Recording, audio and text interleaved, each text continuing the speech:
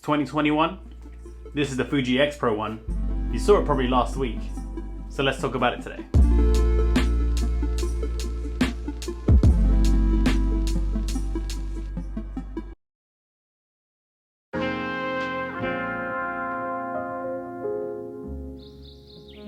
Hey, what is going on guys? It's Leo back here for yet another video.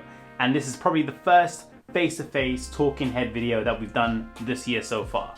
I know I did a little thing in the last video when it snowed, but this is going to be a face-to-face classic, what we normally do. And today we're going to be revisiting a camera that you guys already know about. This is a camera that I basically made this channel talking about, and that is Fuji X Pro 1. So since picking up the X100V, this has definitely taken a passenger side seat when it comes to my daily usage and general my day-to-day kind of work. Due to 2020 being a complete crazy year, lack of work in terms of photography, videography and all that kind of stuff, I've never really had to take the X Pro 1 out for work, so I've never really had any portrait shoots or anything like that professional to do. So most of the time it's just been street photography, candid photography and all that kind of stuff, which makes this camera just sit on the shelf and it's like wondering, hey man, why don't we shoot anymore? I thought we were best friends. We're best friends. I promise you, you're my like OG love. I promise you. Then let's go out and take some photos. So if you haven't seen my initial thoughts on the Fuji X Pro 1, I'm gonna leave the video titled up there. You can either go and watch that and then come back, or you can just continue watching this video. But there I go in depth about why I love this camera and why I think it was worth picking up in 2020. And again, it's going to be the same thing. I still think this camera is worth picking up in 2021. Nothing really has changed. It's more of an update on how I'm going to be using it going forward and whether it's the right camera for you and the style that you want to shoot. So in the UK, we recently had snowy weather. It's something that we rarely ever get. We generally get it, if lucky, once a year. So when that 1 year does come, we kind of have to like make the most of it and take all the photos that we need to, or make all the videos that we need to, and just enjoy it as much as we can before it goes away. And that kind of happens pretty much instantly. One day it's gonna be heavy snow, the next day it's pretty much clean and gone. Apart from ice, which always gets me every year.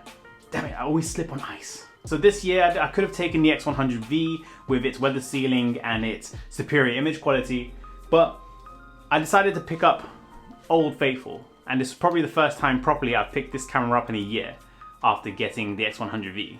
I decided to bring it just to kind of give this camera a new lease of life and kind of replace the film camera that I normally would use. And plus I gotta use these old vintage lenses somehow. Yeah. And for those that are wondering, have I stopped shooting film? I've kind of taken a step back from film.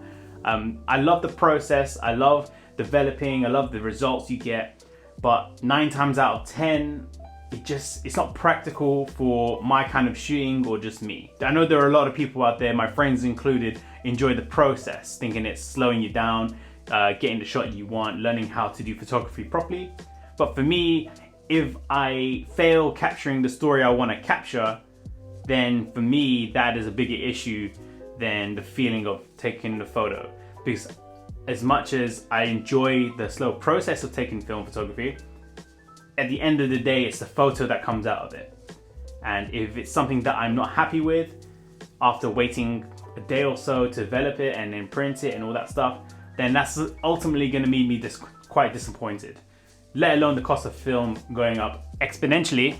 Ridiculous. So I thought I'd take a step back from film, use it on a rare occasion here and there, and start shooting with digital full time again. But adapting my vintage lenses to my digital camera, so it does give me that film kind of feeling.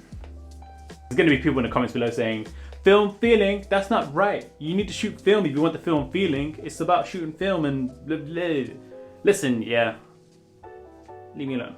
I enjoy shooting like this. I'll be making a video about it soon, so if you want to know more about that particular subject, look out for that one. That will be coming up in the near future. So let's take a step back to the Fuji X Pro 1 and why I think all of a sudden got a new lease of life. So part of the main reason is obviously shooting film. I'm adapting all my vintage lenses to the X Pro 1. And considering the X Pro 1 already is a older digital camera with all the features a bit slow in comparison to new digital cameras, it definitely kind of goes hand in hand when you're putting vintage lenses on this body. It's very enjoyable. It's one of those things, if you've got a really good camera with really good autofocus and you adapt vintage lenses to it, and then after a while you're thinking, I'm just gonna use the autofocus, it's a lot quicker. But then when you realize you're shooting with a X Pro 1 from 2012 and the focus itself is not the greatest. It's not bad at all, but it's not the greatest. Shooting with this this combination is pretty good, especially when you learn to focus by feel and judging your distance properly. It does actually help quite a lot.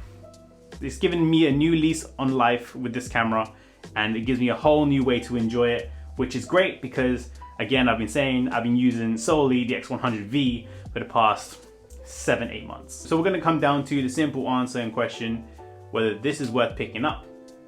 I'll just direct you to my last video, because at the end of the day, yes it is. It's a great camera, it's a great tool, you can pick it up fairly cheap. I've noticed the prices have been fluctuating up and down, but if you can pick this up for under 200 bucks, then it's a steal. It's a great camera, it's a great tool, and I don't know about you guys, but it's one of those things where it's such an old camera, I've paid so little money for it, so I started customizing it myself, scratching off the paint up here, scratching off the paint on there, adding a silver lens, just to make it a bit more mine. And because I know I'll never sell this camera anyway, this is staying in my camera allotment for the foreseeable future. So this year in 2021, it's already been a slow start to the year due to the UK having a lockdown. So rarely have I had the chance to go out and actually do photography or make YouTube videos, hence why you haven't seen much content from this channel. But by doing that, by setting a limitation, I thought it would be a good idea to kind of revamp things a little bit and release new type of content that could potentially help you guys out as well. So if you're interested in that, I hope you stick around and see what's coming this way. I will be pushing more of the filmmaking aspect on the channel this year. So if that's something that you're really interested in doing, or maybe learning how to balance photography and filmmaking, or doing YouTube videos by pushing the quality a bit more, or maybe you're a seasoned photographer and you want to start doing videos on YouTube, which I'm surprised you guys are not doing already, because some of the best photographers I know don't make any content online, they just post on Instagram. And I think that's a talent that's very, not wasted, but I'll say it's a missed opportunity. So you guys should definitely be making YouTube videos, 100%. That pretty much wraps it up. I'll be doing a more in-depth video based around this camera and a few others soon. So hope you look forward to that, especially if you're a new photographer jumping into it. It's probably gonna be handy for you. I've been getting a lot of comments on my videos requesting different types of videos. That's a great idea. I think that helps the community push more ideas and help influence the videos that you guys see, so it caters for everyone. So if you guys have any video ideas that you want to see on this channel based around the cameras, filmmaking, all the usual stuff, leave them in the comments below. Let's have a discussion about it. So obviously if you want to know if this is the camera to pick up in 2021, yeah, this is a great camera to pick up in 2021. Definitely still worth it. So as always, we're going to finish off like we always do, and that's all I got for you today. So if you enjoyed this video, consider subscribing to my channel, because I'll be making this kind of content about filmmaking and photography on a regular. So if that's something that interests you, hit that subscribe button. Don't forget to give this video a like, because a like goes a long way, especially if I'm judging whether you enjoyed it or not. So a like and a comment, always welcome, definitely always welcome. And obviously, let's not talk about the elephant in the room, the notification bell. If you haven't already, make sure you hit that notification bell, because we all know, especially you at the back. Who, me? Especially you, that been here since day one, that knows. Tell everyone. It's definitely the coolest thing to do. So as always, keep creating, keep doing what you love, stay safe, and I'll see you in the next video. Peace. It kind of gives this, I just realized I've been filming the thing the whole time. Oh my god. I just realized I was filming the whole video with the light bar in frame. Check your surroundings before you hit record. People, please. I mentioned this in a previous video a year ago, and I'm still doing it today, so keep that in mind.